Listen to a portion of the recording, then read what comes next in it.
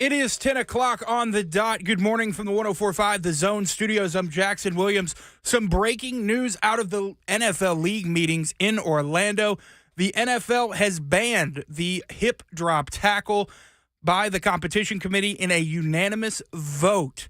In Titans news, the Titans have acquired cornerback L'Jarius Sneed for a 2025 third-round pick and a swap of 2024 seventh-round picks. The contract aspect, which is what held the trade up initially, was also agreed to, signing a 4-year, $76 million contract with $55 million guaranteed. For the Vols won their second-round matchup over Texas, 62-58.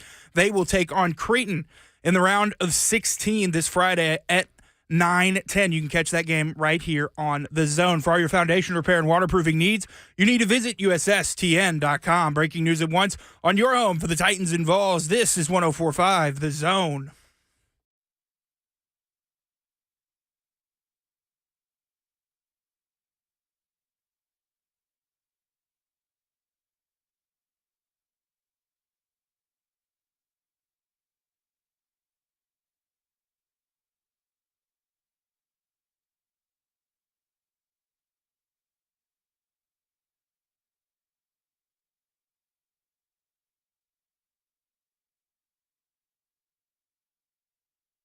Good morning. Oh, where to begin? A lot to discuss from the weekend. Lucas Panzica with you. Buck Rising is out today and tomorrow enjoying a wedding on the West Coast. I bet he wishes he wasn't, though, because this is the busiest weekend of the offseason so far in terms of everything that we have to discuss. Jackson Williams is our producer. We will be with you from 10 to 1 on 104.5 The Zone. The Titans acquire former Chiefs corner L'Jarius Sneed in a blockbuster trade. The Vols, with the definition of survive in advance, move on to the Sweet 16 after beating Texas. They'll face Creighton late on Friday night. The Preds still red hot. They extend the longest point streak in franchise history, and NFL owners meetings in full swing down in the Sunshine State. Jackson, good morning. Morning, bud. How did you take in the action this weekend?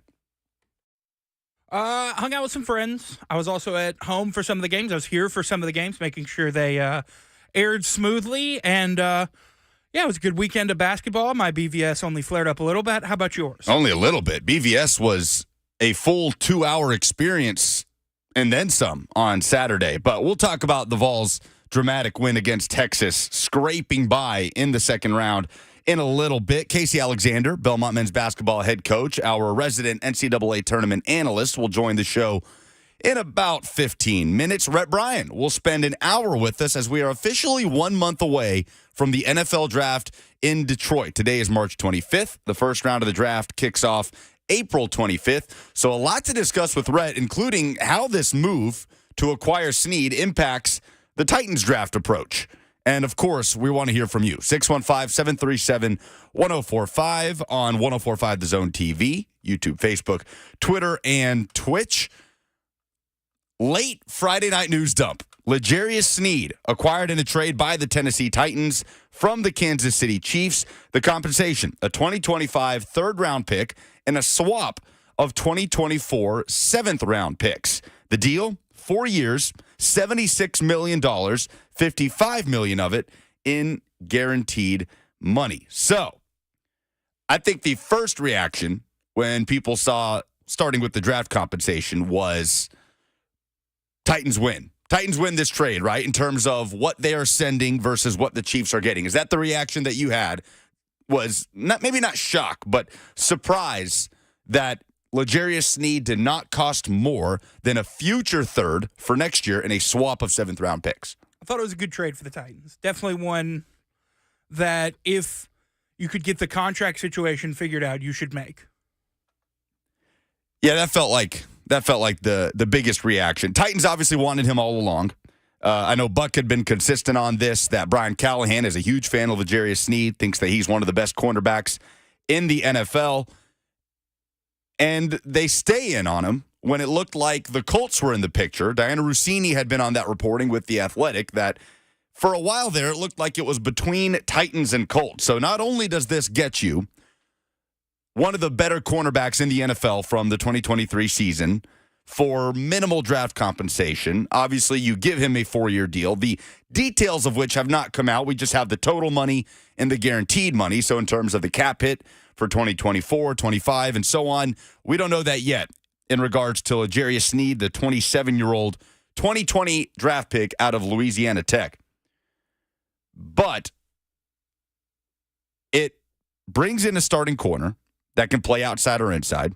It takes away what looked to be potentially one of the swings, or maybe the swing of the offseason for the Colts, who have been relatively quiet, really just signing their own free agents. And it adds into the theme of the Titans offseason, which is big swings. Big swing after big swing from Rand Carthon and Brian Callahan and company. So if the Titans are signaling anything, it's that there's really no interest in a long-term rebuild here. Titans are making moves like a team that believes it is in a Super Bowl window. That doesn't mean the Titans are Super Bowl contenders. I don't know what basis anyone would have to call the Titans Super Bowl contenders at the moment. But are they not, Jackson, operating like a team that believes 2024 is the year that this 24, 25, maybe 26 window is the one to go and compete for a championship? I think, when you have a quarterback on a rookie contract and you have all this cap space, I think it's in your best interest to use it. I think they're just using what they have to try to help their young quarterback. I don't know if it's so much I think, ultimately every coach, GM, believes they are in a Super Bowl window no matter what. Like they believe that they can win no matter what. But I believe it is more about surrounding the quarterback with talent, because you didn't have any. You had DeAndre Hopkins and Tajay Spears, and then offensively, a bunch of question marks. Well, there's still so much work to be done, right, in terms of depth on the defensive line, at linebacker outside of Kenneth Murray, who you bring in, the free agent from the Los Angeles Chargers. But the point is, in terms of the top-of-market guys the Titans are getting in free agency or via trade, they're making moves like a team that is going for it in 2024. But I like the way you put that. It does feel like the angle the Titans are taking are, okay, we're going to do whatever we can to make sure we have an answer on Will Levis one way or the other. And that applies to the defense, too. Titans are surrounding Levis with talent, obviously, on offense. They're trying to beef up the top-end talent on the defensive side of the ball and trying to avoid a situation like the Bears or the Giants, right? The Bears with Justin Fields, the Giants with Daniel Jones, when you're in year 3, year 4 of a quarterback's rookie deal. Obviously, Daniel Jones has already gotten paid, but you're having to have these conversations like, do we know what we have in this guy? You don't want to be having those conversations about Will Levis in 2 years. It seems like the Titans are doing everything in their power to avoid those conversations as much as they possibly can. The F&M Bank chat reacting to the move to go get L'Jarius Sneed from the Chiefs. TD says, have we ever had a CB, a cornerback this good? Pac-Man is all I can think of. Square Up says, name a better cornerback room in Titans/Oilers history. Now, obviously, I can't really speak to the Oilers history part of that. There are other people that work here that could do that far better than me. But as far as the Titans portion of it, are we doing some recency bias there?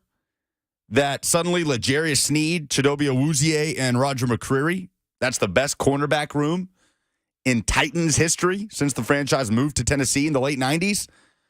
I don't know. I feel like we were doing this with Adoree Jackson and Malcolm Butler a few years ago. My man catch no balls, right? Best secondary of the Titans era. And it was good for some time. But is that too much of a reaction to go ahead and say this is the best cornerback room in the Titans edition of this franchise's history? Yeah, I think it's a little bit of an overreaction. The Samari Roll, Andre Dyson cornerback rooms of the early 2000s. You have a lot of really solid cornerback rooms. I really liked the mid 2000s, like Cortland Finnegan, Nick Harper era. I think that was a really good Titans secondary with Michael Griffin. So I think you have a lot of different picks, and I think it's a little too early since they haven't even taken the field yet. One hasn't even been officially announced as a Titan yet. NFL owners meetings are happening in Orlando. I know Jim Wyatt is down there, seeing a lot of audio from Jim from Titans head coach Brian Callahan, some of which we'll play for you later on in the show. He was, of course, asked about the L'Jarius Sneed trade. Couldn't really comment on it. That's still being finalized, pending a physical. So you're not going to hear Ran Carthon and Brian Callahan comment on that acquisition just yet. But again, as I've said with Buck's been consistent on that Callahan has been all about L'Jarius Sneed since the early onset, and the Titans just stayed in it. Jim Wyatt did catch up with Titans GM Ran Carthon in a written piece from the owners' meetings. Here's the quote from Carthon, just talking about what the Titans have done as far as this period of the offseason. 8 new free agent signings, re-signing 5 of their own players, and obviously finalizing a deal for L'Jarius Sneed. The quote from Carthon was, "I feel like it's gone well. We came in with a structured plan to start, and I think from a target standpoint, we hit on those targets pretty good. We still have a lot of work to do, and we still have our 8 draft picks. We know the draft is coming up, and that's going to take precedence now, but we still have cap room, and we feel like we're well-positioned to make moves later. I feel good about what we've done, but we still have to find ways to improve, and we're looking forward to that challenge." So, Titans have made several top-of-market moves. I mean, think about some of the names that were quite literally at the top of their respective market in their position. Lloyd Cushenberry, the best free agent center on the market. Calvin Ridley, the number 1 wide receiver on the market, of course, because Mike Evans was retained by the Tampa Bay Bucks. I think if Evans had really hit the open market, which he never did, he would have been atop that list. But Ridley, top of the free agent wide receivers. Titans make that move, a big swing, a surprise. I'd argue the biggest surprise of free agency, quite honestly, in terms of where that was heading, the direction of it's a 2-horse race between Jags and Patriots, and then the Titans came in out of nowhere. So Cushenberry, Ridley, and I know L'Jarius Sneed is not a free agent cornerback, but going and getting a guy like Sneed, that was a huge reason why the Chiefs won the Super Bowl last year. Big swings. Feels like the theme of this offseason for Ran Carthon and company. There will be some question marks, right? I mean, L'Jarius Sneed is no longer playing opposite Trent McDuffie and in front of a dominant, or behind, I should say, a dominant Chiefs defensive line. Titans have so much work to do up front.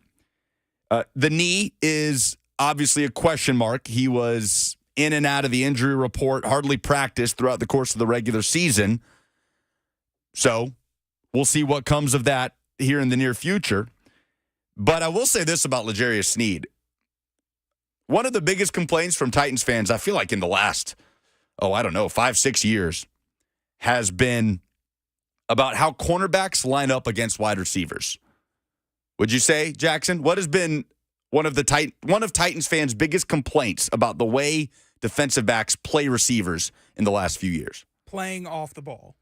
Not going to get that with L'Jarius Sneed. He's a press corner, a prototypical press corner.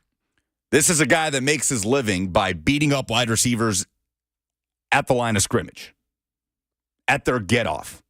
And we'll get in a little bit more about what kind of receivers L'Jarius Sneed was matched up with in 2023 and how he fared against some of the best. It's fascinating, too, to go back to that 2020 draft class, obviously the COVID virtual draft, and look at where he stacked up in terms of the cornerbacks that were taken ahead of him, of which there were many.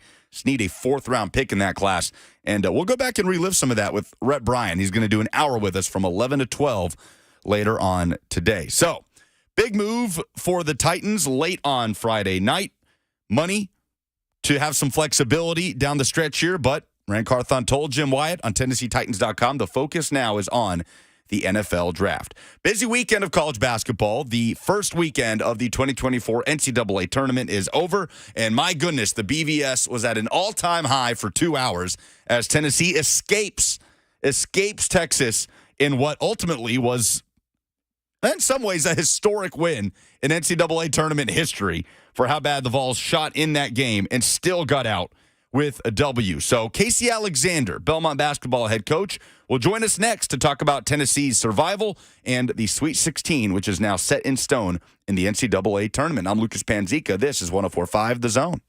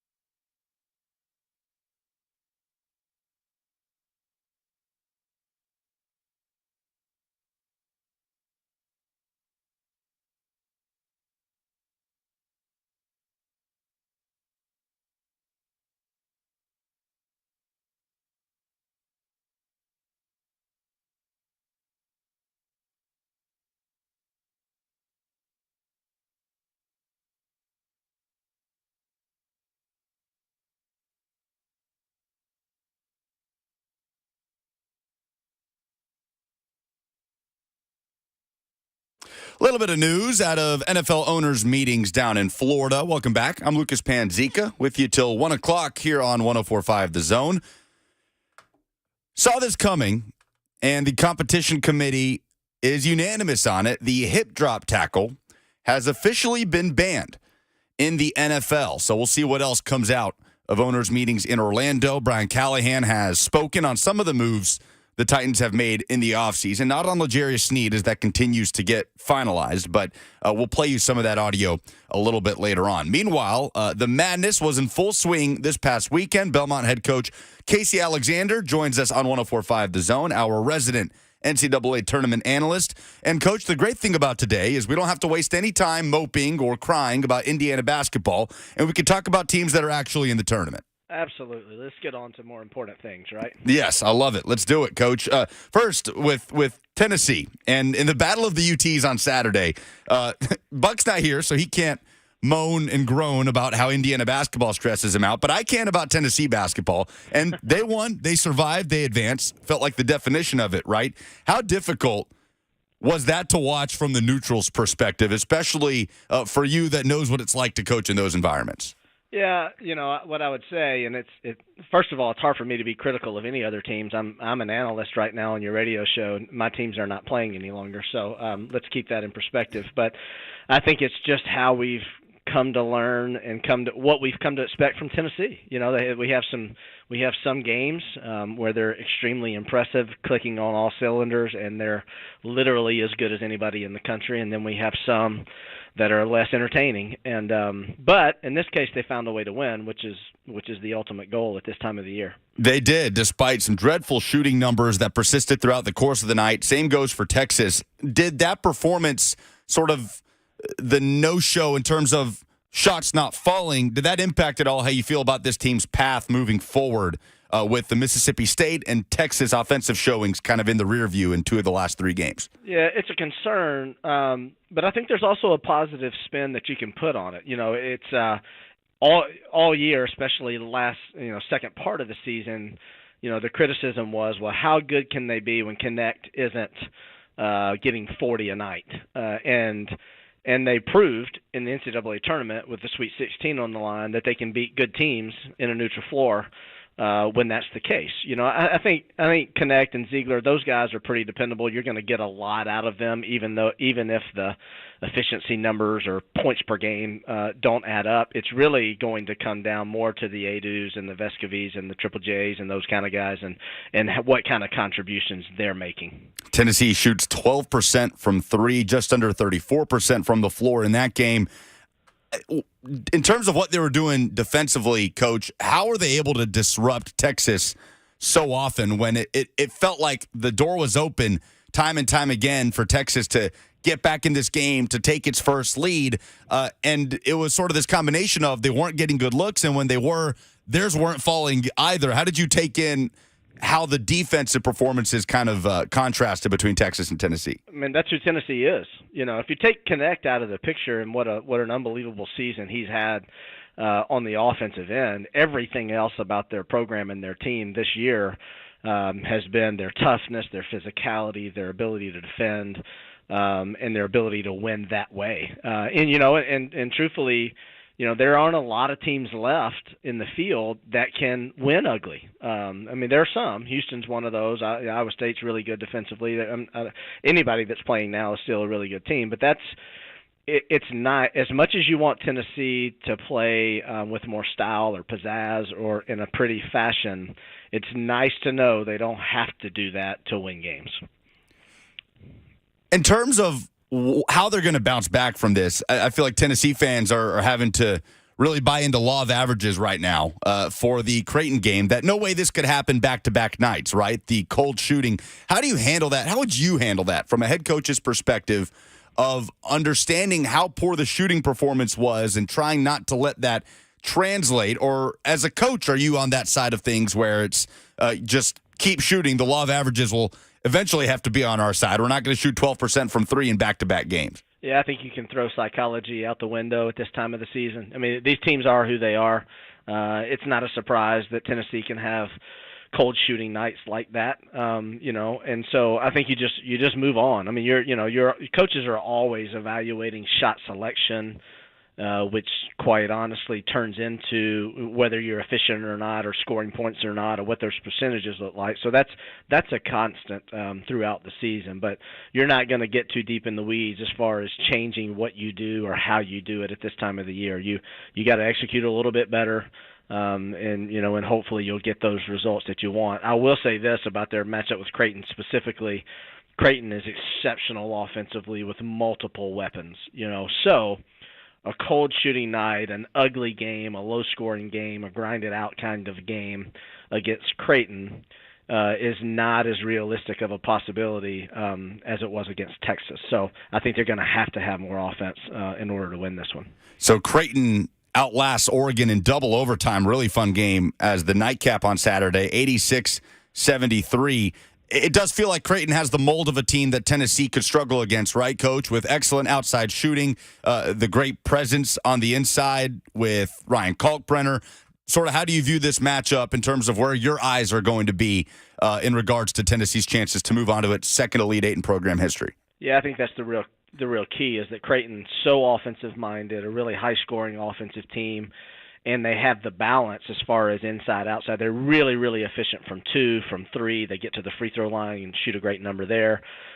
So it really is a kind of a stylistic matchup in a sense of, which style is going to win out. If Tennessee has a good offensive game and continues to play at a high level defensively, which I think we should assume that they will, they'll win the game. But anything less than that, Creighton is more than powerful enough to hold their own and to win this game as well. Creighton is no slouch on the defensive end. It's just they're pretty elite offensively. One thing that does stand out, though, Coach, about this Creighton team is its depth, or I guess lack thereof, when only 3 guys come off the bench at any point. 3 guys come off the bench at any point against Oregon on Saturday. You had 2 starters play all 50 minutes of a double overtime game.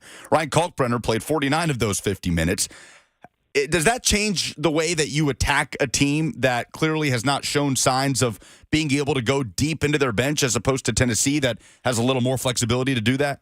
I was having this conversation yesterday, and at this time of the season, I don't think it's relevant at all. I think when you're facing a season and you're talking about playing 35 games or more, in this case, coaches are always trying to develop players throughout the year. They're tinkering with lineups, trying to see what works and what doesn't. They're trying to some degree to keep guys fresh, knowing that those numbers that you just threw out there for the Creighton-Oregon game, like you can't do that over the course of 35 games and expect your guys to have any gas in the tank when the season is over. But you look at a 5 or 6 day break between games, which is what we have here. I'm not even sure what day they play, but but when you look at that kind of break for elite athletes like Creighton has, like all these teams have, those coaches are going to keep their best guys on the floor. Timeouts are so long in the NCAA tournament, an extra minute. These guys can play 40, 50 minutes, no problem, without any drop-off in production. So I wouldn't give any concern to that at all. Casey Alexander, Belmont head men's basketball coach, with us on the Zone. So with that said, Coach, is there any thought to going at Ryan Kalkbrenner in terms of trying to get him in foul trouble and forcing Creighton to go to that bench? Obviously, it would be helpful for Kalkbrenner, the 7-footer, to spend as much time on the bench in foul trouble as possible. But I don't know that that's been a huge strength for Tennessee this season. Yeah, I mean, I think that's where if you want to talk about a short bench, that's where it can come into play more than the fatigue side of things. Foul trouble for everybody is it's one of those things you never prepare for, and it can be really disruptive to the flow of your team within the game. And so it would be nice if it worked out that way. But again, if Tennessee is struggling offensively to begin with, I don't think going outside of the box and trying to be something they're not, which is pounded inside and get low post scores, I don't think that's a great formula to get you out of your offensive struggles. So 2 SEC teams remain. Texas A&M gives Houston a great fight last night, but it's Tennessee and Alabama that move on to the Sweet 16. 8 teams out of the SEC that made the tournament, and most of them flaming out in the first round. Coach, what did you make of the SEC kind of falling flat on opening weekend after what felt like such a strong regular season? Well, I mean, you can't argue the strong regular season, and I don't think it's an indication at all that there were teams that didn't deserve to be in the tournament. I think it's just. It's just one of those deals. I don't law of averages maybe. They the matchups weren't favorable. The teams didn't play well. It's just a combination, kind of coincidental in some ways that the number after the first weekend, there's only 2 of those teams left. But a lot of really good teams. Auburn, for example. I mean, 10 days ago, Auburn was as hot as anybody in the country. Unbelievable what they did running through the SEC tournament. They've been playing with extreme emotion, aggressiveness, confidence, efficiency, and then they lose to Yale. So it's such an unpredictable tournament. That's what makes it so great. And then Yale gets run off the floor a couple nights later against San Diego State, right? Same with Kentucky, who goes down to Oakland, and they do give NC State a fight, and they end up losing in overtime. So it's been interesting to watch the quote-unquote Cinderellas of opening weekend not being able to advance, and it's a fairly chalky Sweet 16, right, Coach? Every 1 seed, every 2 seed gets there. The only double-digit seed alive is NC State. From someone that watches games probably from a more critical point of view than the average layman, do you prefer that type of Sweet 16 where it's actual contenders and teams that we thought would be here as opposed to the St. Peters of the world, as fun as it is to see them advance? Yeah, I love seeing the upsets for one. And I think what we saw in the first round, there were a lot of double-digit seeds or underdogs that won their first-round games. And I think that speaks more to the parity and why those of us, in Belmont's shoes think that, the Indiana States of the world should have been in the tournament, because we know the best teams at our level can win games in the NCAA tournament. But as you continue to advance, that road clearly gets much more difficult. And I like to see teams that can win it all. St. Peter's being a good example. Unbelievable what they did. Fairleigh Dickinson last year, really, really impressive. Oral Roberts, 3 or 4 years ago, went to the Sweet 16. So it's remarkable to follow those stories. But I think all of us in the back of our minds think, hey, this has to end somewhere, and they're really just wasting our time when we get to this round of 16 and the Elite Eight. Although FAU, somewhere in between last year, they make it to the Final Four. As an 8 or 9 seed, I'm not remembering exactly where SAU was pinned. I believe a 9 seed in last year's tournament, obviously beating Tennessee in the Sweet 16. Between Kentucky losing to Oakland in the first round and Auburn losing to Yale in the first round, what was the biggest surprise of the tournament, or is there a third one you have in mind? Well, those 2 are clearly pretty surprising. Yale, not so much in a sense that even though I've already spoken about Auburn in a sense of what a high level they were playing. Yale is a really good team. The top 3 teams in the Ivy, Yale, Princeton, and Cornell. They were all top 75 level teams that had great seasons. And just kind of the matchup of that game, Auburn, as exciting as they can be, they also kind of opened themselves up, to some mistakes, and Yale took advantage of that. The Oakland game was by far the biggest surprise to me. And more so the way that they got it. Golke going into the tournament, as you probably saw, I mean, he's taken over 357 threes on the season and only 8 2-point shot attempts. And 3 of those 8 were with his foot on the line, 3-point shots. And so that's all he does. So for him to get 20 3-point shots in a game blew my mind. And he made a lot of hard ones. I'm not sure you could defend him much better than you did on many of those makes. But that was just so surprising that he had that kind of game against a team that's as talented as Kentucky is.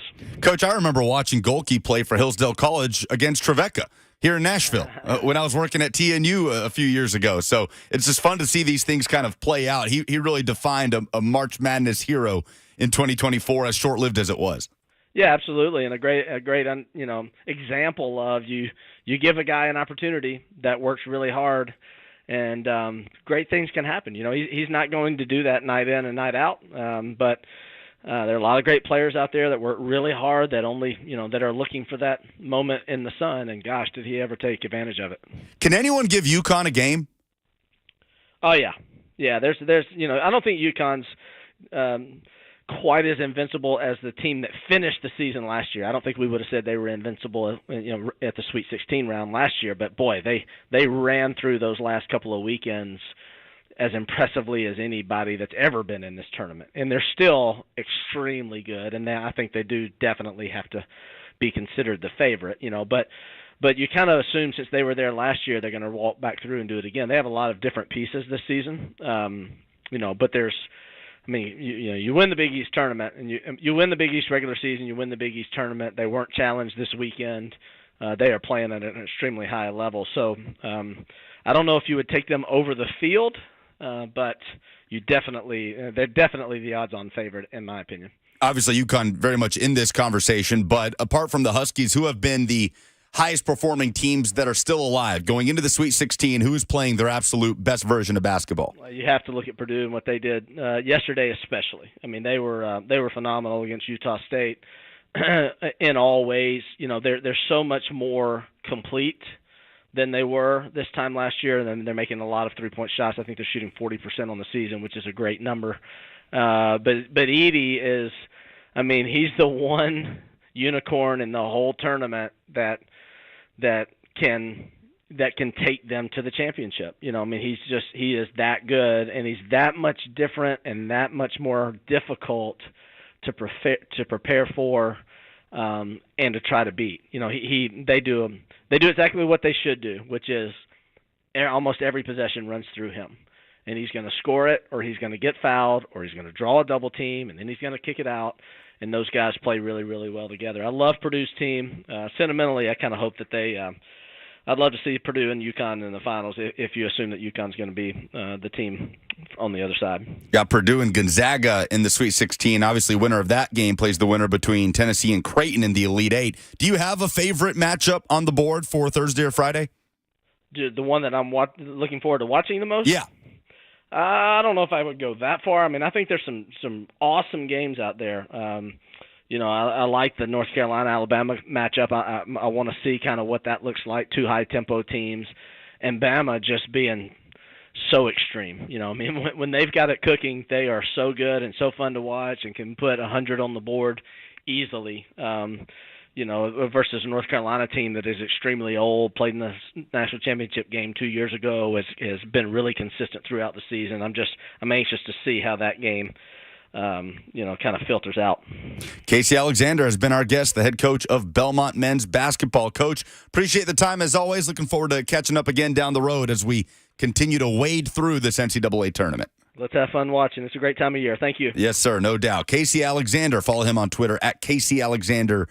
Belmont basketball on Twitter at Belmont MBB. Always appreciate Casey giving us his time. Great perspective, and there are some fun. Do you like the chalky Sweet 16, or are you a guy that says, no, I want Oakland in there? I want to see how far Oakland can push this thing, or do you wish Yale would have knocked off SDSU last night, or do you like that we've got a bunch of contenders playing each other Thursday and Friday? I'm going to go, I like the chalky Sweet 16, mainly because a lot of the teams I can't stand were beaten by Cinderellas in the first round. Like Oakland takes down Kentucky, Auburn gets taken down by Yale. Like, it was very entertaining for the first, but now it's time for the 16 best teams in the country to play each other for a chance for a national championship. This is where it really starts. We put it to a poll. At Lucas Panzica is where you can go vote today. Is a Sweet 16 without any Cinderellas a better product? Yes or no? At Lucas Panzica on Twitter. Coming up next, though, we'll take a little bit of a deeper look into just how Tennessee survived against Texas in that second round game, as well as coming back to L'Jarius Sneed, who he matched up with in the 2023 season, how he fared against the top of that list, and much more when we come back. I'm Lucas Panzica. This is 104.5 The Zone.